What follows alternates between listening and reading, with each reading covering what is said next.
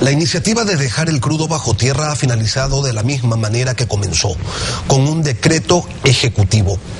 Así, el área de mayor megadiversidad del mundo empezará a ser explotada para superar las miserias que se viven en el país, pero sobre todo en la región amazónica, ha dicho el presidente de la República. Roque Sevilla fue el titular de la Comisión Iniciativa ITT durante un buen periodo. Él se encuentra en nuestros estudios y quisiéramos preguntarle en primera instancia si concuerda con el argumento presidencial de que la culpa del fracaso de esta propuesta es del mundo y de su hipocresía. Buenos días, Roque. Buenos días. Quiero primero expresar mi enorme pesar por la decisión del gobierno del día de ayer. Yo creo que es un día de pena, de luto, de haber atentado contra el orgullo de los ecuatorianos, que sentíamos una enorme emoción de que este gobierno haya tenido la valentía de presentar una propuesta de semejante trascendencia y que nos daba, como dije ya, un enorme orgullo de ser ecuatorianos. Lo más revolucionario de la revolución ciudadana era sin duda la iniciativa Yasuní ITT, y esta la han echado por el caño el día de ayer. Esto es doloroso, es penoso, es lamentable, y yo creo que los ecuatorianos no lo debemos aceptar. La mayoría de los ecuatorianos estamos a favor de que esa riqueza, esa belleza, esa variedad, esa biodiversidad se conserve. Eso nos ha legado Dios a nosotros somos los responsables de conservarlo, y el hecho de que los países del mundo no hayan aportado no quita la responsabilidad que nosotros tenemos sobre nuestros propios bienes. No tiene sentido alguno que nosotros dilapidemos nuestros bienes porque hay otros países que no se interesan en hacernos aportes. Y entonces tengo que decirle que estamos de luto, de mucha pena, y lamentable el contradictorio discurso del día de ayer. Simple y llanamente creo que dejó sentimiento de tristeza y pena en todos los ecuatorianos. Siendo esta una propuesta revolucionaria que generó la admiración del mundo, ¿por qué razón no tuvo una acogida mayor esta propuesta? ¿Qué fue lo que falló? Bueno, yo creo que toda propuesta revolucionaria, toda propuesta que rompe esquemas, demora en ser aceptada, en ser entendida, en comprender la trascendencia que ésta tiene. Pero yo creo que las reacciones eran altamente positivas. Cuando yo terminé mi función en diciembre del año 2009, yo le presenté un informe al presidente en que los compromisos en principio de los países que habíamos visitado con Francisco Carrión y Yolanda Cacabatze nos indicaban que nos aportarían hasta $1.670 millones. Lamentablemente después vinieron esas reacciones absolutamente incomprensibles de discursos sabatinos que decían que se metan las moneditas por las orejas, o la demora de 6 meses en firmar el convenio con Naciones Unidas, y sin duda también la reacción desinteresada de algunos países que debería ser vergüenza para ellos, no para nosotros, como el caso de los Estados Unidos, el caso de Inglaterra, el caso de la China, que son los mayores contaminadores del mundo y que nunca se interesaron. Pero como hay esos países, también estuvieron Alemania, Francia, Suecia, Bélgica, Italia, España, que demostraron enorme interés por darnos el apoyo y que siempre estuvieron admirados de que un país como el Ecuador plantee una idea tan revolucionaria y tan positiva para el país y para el planeta. A propósito de las expresiones presidenciales, quisiera invitarlo a escuchar esta que se dio en el mes de enero del 2010. Yo di la orden de que no se firme ese fideicomiso en esas condiciones vergonzosas. Fíjense la prepotencia, ¿no? Ellos son los donantes, nosotros somos los pobrecitos, inútiles, corruptos, ineficientes. Así que la plata va a un fideicomiso donde ellos tienen mayoría y ellos deciden en qué invertirla. Si es así, quédense con su plata y en junio empezamos a explotar el ITT. ¿Cuál fue el impacto que tuvieron declaraciones de este tipo? Y digo declaraciones porque la que acabamos de escuchar no fue la única. Ya a esto se sumaron también actitudes en firme como la negativa a firmar el fondo fiduciario con la Organización de Naciones Unidas. En definitiva, ¿qué tanto pesó en que no hubiera un aporte efectivo este tipo de pronunciamientos del presidente Correa? Bueno, a pesar de estos pronunciamientos que acabamos de escuchar, han habido 336 millones de dólares de aportes. Hoy día ya le bajan a menos de 10 millones para poder justificar la medida injustificable que planteó el presidente el día de ayer. Pero son 336 millones de dólares que sí se comprometieron.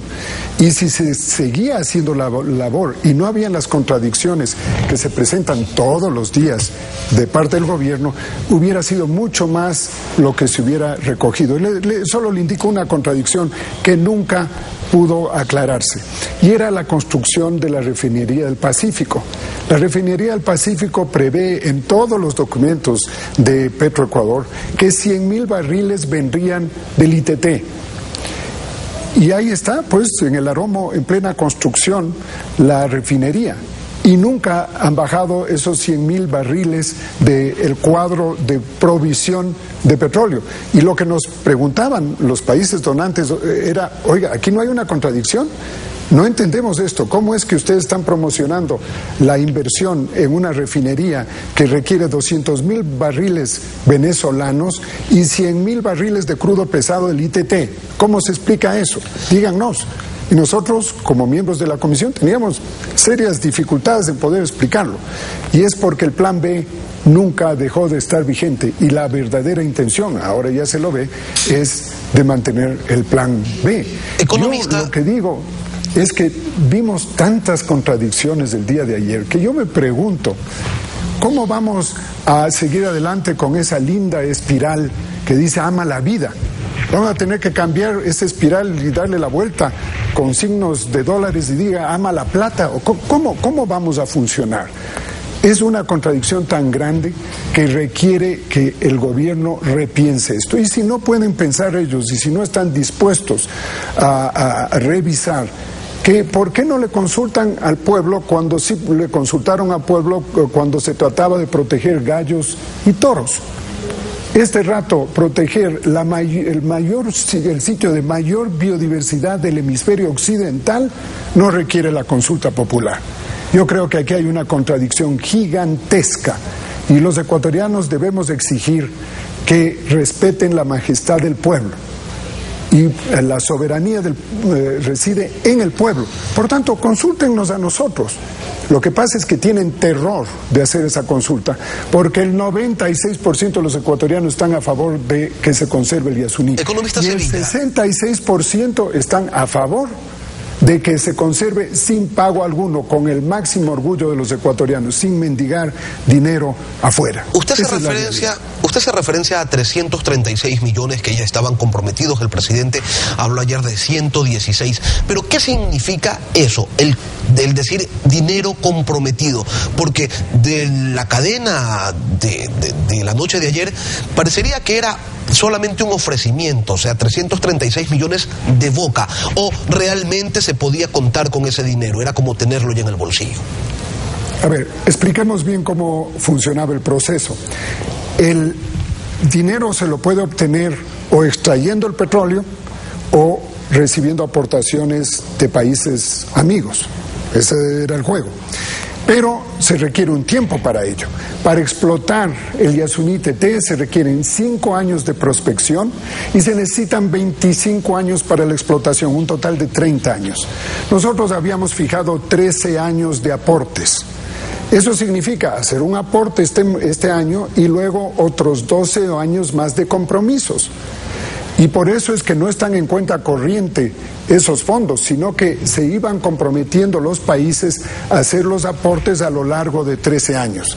Por eso nos engañan cuando nos dicen que solo hay una pequeña cantidad en cuenta corriente.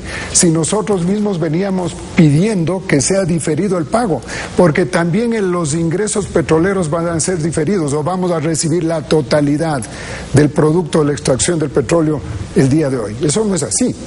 Entonces, los compromisos eran de 336 millones porque son a lo largo del tiempo, y así mismo lo estaba pidiendo el gobierno.